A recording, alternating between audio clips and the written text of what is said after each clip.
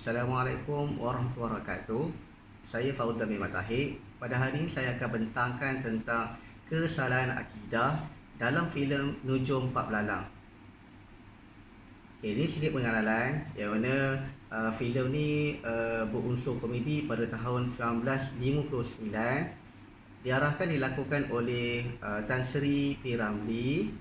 Filem ni berbau cerita dongeng epik yang berlatar belakangkan masyarakat Melayu lama. Filem ini terdapat pelbagai pengajaran dan juga sindiran, terutamanya tentang kesalahan akidah dalam masyarakat Melayu yang lama. Kesalahan akidah yang pertama iaitu tilik nasib. Yang pada minit yang ke-20, Tok Penghulu dan juga dua orang kampung yang kehilangan 2 ekor lembu dan 2 ekor kambing telah bertemu dengan Pak Belalang untuk menilik nasib. Di manakah terletaknya kambing dan lembu mereka yang hilang. Jadi perbuatan dalam Islam, perbuatan tilik nasib ni merupakan satu kesalahan dari segi akidah, dari segi perbuatan. Hujahnya iaitu hanya Allah Ta'ala sahaja yang mengetahui tentang perkara-perkara yang ghaib, dan manusia tidak akan mengetahui tentang perkara-perkara ghaib berdasarkan dalil ayat Quran maksudnya. Dan di sisi Allah jugalah anak kunci pembenderaan segala yang ghaib, dan tiada siapa yang mengetahuinya melainkan dialah yang sahaja. Maknanya Allah sahaja yang tahu perkara ghaib, manusia tidak mengetahui. Dan terdapat juga hadis Nabi SAW tentang larangan kita bertemu dengan tukang tilik, yang mana Nabi SAW kata, barang siapa yang menemui tukang tilik, maka solatnya tidak terima selama 40 hari. Dan berbagai lagi hadis dan dalil yang menunjukkan bahawa larangan Islam tentang berjumpa dengan tukang tilik dan menjadi tukang tilik. Kesalahan kedua dalam dari segi akidah dalam filem Nujum Empat Belalang iaitu sihir, di mana pada minit yang ke-27 dua orang perompak iaitu nama dia Nyawa dan juga Badai, dia ingin merompak istana, dan sebelum dia nak rompak tu dia menggunakan membaca mantra sihir pukau, iaitu dibaca marang perapu putih parang eper. Lalu dia ambil tanah dan dicampak, langsung berasap, dan ketika tu semua penghuni istana tu tertidur, dan dia mengambil beberapa barang berharga di istana tersebut. Perbuatan perompak tadi merupakan sihir, yang merupakan salah satu kesalahan akidah dalam Islam. Ucapan tadi iaitu mantra dan juga perbuatan dia merupakan kesalahan dalam akidah. Hujah dia kesalahan yang merupakan sihir merupakan kesalahan akidah, iaitu dia merupakan perbuatan syirik yang menyekutukan Allah. Sedangkan Allah Ta'ala telah jelas mengatakan bahawa qul huwallahu ahad. Katakanlah bahawa tiada Tuhan melainkan Allah, Allahu samad, dan juga Allah tempat bergantung. Maknanya kita tidak boleh bergantung kepada, meminta pertolongan pada jin dan juga syaitan untuk mendapatkan hasrat kita, seperti mana yang dilakukan oleh dua orang perompak tadi. Dalilnya Rasulullah SAW bersabda, sesungguhnya jampi serapah, tangkal, azimat serta sihir, ilmu pengasih adalah syirik. Bila syirik ni maknanya dia menyekutukan Allah, maka ia merupakan dosa besar yang tidak diampunkan oleh Allah Ta'ala. Na'udzubillah min zalik. Kesan dan juga impak kesalahan bagi orang yang menemui tukang tilik dan juga tukang tilik tersebut. Dari segi pemikiran, maknanya bila mana dia berjumpa dengan tukang tilik, maka dia akan percaya bulat-bulat apa yang dikatakan oleh tukang tilik tersebut, maka ia akan menyebabkan lemah daya berfikir. Dari segi akhlak, maknanya dari segi akhlak dia akan membazir wang, sebab bila jumpa tukang tilik akan kena bayar. Jadi ia membazir wang, membazir masa, dan juga amalan solat tidak terima selama 40 hari. Yang ini satu membaziran segi ibadah. Segi kepercayaan, dia hilang pergantungan dengan Allah Ta'ala dan hanya mempercayai bahawa tukang tilik sebut yang menggunakan jin dan syaitan sebut lebih daripada percaya kepada Allah Ta'ala. Contoh dia, ada seorang penoreh getah di Jerantut, daerah Jerantut yang kerugian RM12,492 kerana terpedaya dengan tukang tilik sebut. Dia dapat nombor, tengok ada iklan, dia call. Lepas tu bila call, tukang tilik tu dia bagi, dia suruh bayar RM5,000 dulu, RM10,000. Akhirnya dia terpedaya dan akhirnya tukang tilik tu larikan diri. Jadi dia kerugian. Impak kesalahan akidah bagi sihir. Yang pertama, pemikiran. Pemikiran akan jadi sempit disebabkan kita ni mengikut apa yang dikatakan oleh dukun ataupun tukang sihir sebut. Contohnya, dia mempercayai bahawa upacara yang mengarut seperti mana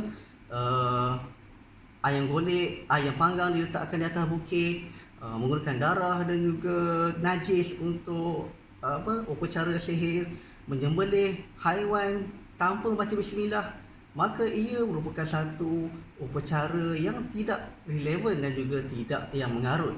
Mana orang yang mempercayai sihir ni, mana dia akan berfikir sempit. Dari segi akhlak, dia akan hasad dengki. Mana bila mana hasad dengki, dia akan menggunakan sihir tersebut. Dan juga jadi penendam. Maknanya bila dia tak suka seorang tu, dia akan jadi penendam. Dan orang yang menggunakan sihir ni akan jadi penendam. Dia akan penendam, maknanya dia akan buat lagi pada orang lain, buat lagi pada orang lain. Dan juga kepercayaan, maka dia merupakan syirik kepada Allah Ta'ala. Merupakan syirik yang mana dia menyekutukan Allah dan akidah dia boleh terpencil dari akidah Islam. Yang ketiga, iaitu impak kesalahan pada berserah diri kepada nasib, berserah kepada nasib. Iaitu kalau tengok pada scene Pak Belalang, yang mana dia hanya berserah kepada nasib saja. Bila nasib baik, nasib baiklah. Bila nasib buruklah, tanpa ada usaha. Pemikiran, dari segi pemikiran, dia akan berfikiran kolot. Dia akan menyerahkan sepenuhnya kepada takdir. Bila dia kata, tak apalah, aku ni dah memang miskin, akan miskin je lah. Jadi dia akan fikir kolot. Dari segi akhlak, dia akan pemalas. Dia tak mahu berusaha sebab dia dah yakin bahawa dah takdir dah tentukan dah, buat apa nak usaha. Dan juga dari segi kepercayaan, maka akidah dia menyamai dengan akidah Jabariyah yang mengatakan bahawa manusia tiada kesan usaha. Manusia ni hanya bergantung pada takdir saja. Tak ada kesan usaha pada diri manusia. Dan akhirnya dia boleh menggelincirkan kepada akidah Islam. Kritikan sosial terhadap pemikiran dalam filem Menuju Pak Belalang, iaitu yang pertama, sifat malas. Ditunjukkan oleh Pak Belalang ketika mana orang kampung ajak dia untuk bekerja, maka dia kata dia sakit-sakit badan. Dan dia kata, satu kata-kata dia kata, sedangkan ulat dalam batu pun boleh hidup, apatah lagi manusia dalam rumah. Dia menunjukkan bahawa kemalasan yang ditunjukkan oleh Pak Belalang. Sifat malas ini dilarang dari Islam, sebagaimana hadis Nabi SAW, doa Nabi, ya Allah, aku berlindung kepada engkau dari sifat yang lemah dan malas. Menunjukkan bahawa Rasulullah SAW ingin kita mengelakkan daripada sifat malas. Situasi masa kini, kita tengok ramai orang miskin yang malas. Seperti mana yang dikomentarkan oleh Mufti Perlis, iaitu Profesor Dr. Asri. Dia mengatakan ketika mana dia berjumpa dengan asnaf-asnaf, dia melihat bahawa rumah-rumah asnaf ni kebanyakannya kotor, tak bersih, bersepah. Menyebabkan mereka ni menggambarkan bahawa mereka ni malas dan tidak hanya menunggu bantuan dari segi kerajaan dan juga zakat.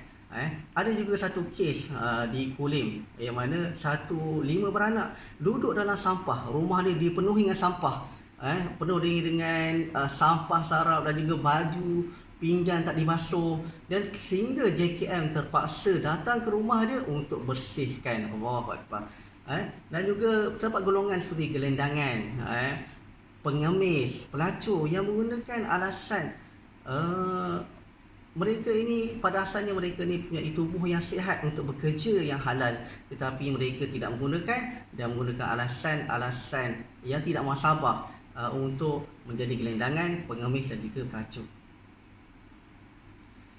Kritikan sosial terhadap pemikiran dalam filem Pak Belalang dan perbandingan pada zaman masa kini iaitu sihir. Iaitu scene dia iaitu dua orang perompak, nama dia Nyawa dan Badan, membaca mantra sihir pukau untuk menidurkan huni istana. Dan sihir ini merupakan larangan Allah Ta'ala kerana dia perbuatan syirik. Dalilnya Rasulullah SAW sabda, sesungguhnya jampi, serampah, tangkal, azimat serta sihir dan ilmu pengasih adalah syirik. Situasi masa kini iaitu kes Mona Fendi dan juga adun iaitu Datuk Mazlan, yang mana Mona Fendi dan suaminya telah membunuh dan mengerat sebanyak 18 badan Datuk Mazlan ni. Ini antara kes yang melibatkan sihir. Dan juga kes susuk yang melibatkan kepada artis-artis atau perempuan yang nak cantik, mereka memakai susuk. Dan juga maknanya solusi pada tu iaitu perlulah berjumpa dengan pusat Rawatan Islam, bukannya dengan bomoh, tapi perlu berjumpa dengan pusat Rawatan Islam yang menggunakan ruqyah daripada Al-Quran. Itu adalah solusi untuk kepada sihir tersebut. Cara penerapan nilai akidah dan cara fikir yang betul dalam kehidupan seharian. Yang pertama dari segi individu, yang mana kita perlulah sendiri perlu cuba untuk mendalami ilmu akidah, perlu pergi ke kelas-kelas akidah. Lepas tu yang kedua, mengaitkan peristiwa dalam kehidupan ni dengan unsur-unsur akidah. Contohnya kita ni sakit, maka kita mengatakan bahawa sakit ni datang Allah Ta'ala, Allah nak uji kita sama ada kita beriman atau tidak. Itu cara berfikir. Dan juga mentadabbur ayat Quran berkaitan akidah. Banyak ayat Quran, terutamanya surah-surah yang berkaitan makiyah, yang menceritakan tentang alam, menceritakan tentang manusia supaya berfikir. Contohnya Allah Ta'ala berfirman, Allah Ta'ala suruh kita lihat penciptaan unta. Ini menunjukkan bahawa terdapat kehebatan yang terdapat pada penciptaan Allah Ta'ala. Dan juga Allah kata cuba fikir. Dalam ayat Quran Allah Ta'ala suruh kita fikir tentang diri kita, penciptaan diri kita. Ini menunjukkan bahawa kita perlu mentadabbur banyak ayat-ayat Quran berkaitan dengan akidah. Peranan ibu bapa. Yang pertama, tunjukkan contoh yang baik. Bila tunjuk contoh yang baik, maka anak-anak akan ikut apa yang dilakukan ibu bapa tersebut. Yang kedua, menerapkan cara berfikir akidah yang betul. Yang mana ini dilakukan oleh Rasulullah SAW kepada Ibnu Abbas. Yang mana Nabi mengajar kepada Ibnu Abbas, ihfazillah yahfazka, jagalah Allah, Allah akan jaga kamu. Maknanya penerapan akidah itu diajarkan oleh Rasulullah kepada kanak-kanak yang namanya Ibnu Abbas. Maknanya kita kena ajar akidah. Maknanya apa yang berlaku sekeliling, contohnya dia bertanya, maka kita menjawab berdasarkan Al-Quran. Yang ketiga, mengaitkan segala perkara yang berlaku di sekeliling dengan akidah. Contohnya dia jatuh, maka kita kata Allah jatuh ni sebab Allah sayang. Dan juga menggambarkan superhero tu semua yang tak kuat, hanya Allah yang kuat.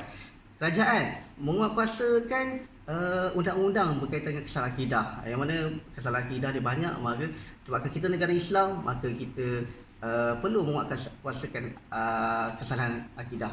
Yang kedua, penerangan lebih giat tentang akidah yang sahih dan juga ajaran yang sesat melalui media sosial dan juga arus perdana. Media arus perdana seperti TV dan juga lain-lain. Yang ketiga, memperkasa dan membanyakkan kelas akidah. Ini diperanan oleh pejabat agama dan juga Jabatan Agama Islam, yang mana perlu perbanyakkan lagi kelas akidah supaya dapat penerapan dan juga mengubah cara fikir masyarakat. Wallahualam. Assalamualaikum warahmatullahi wabarakatuh.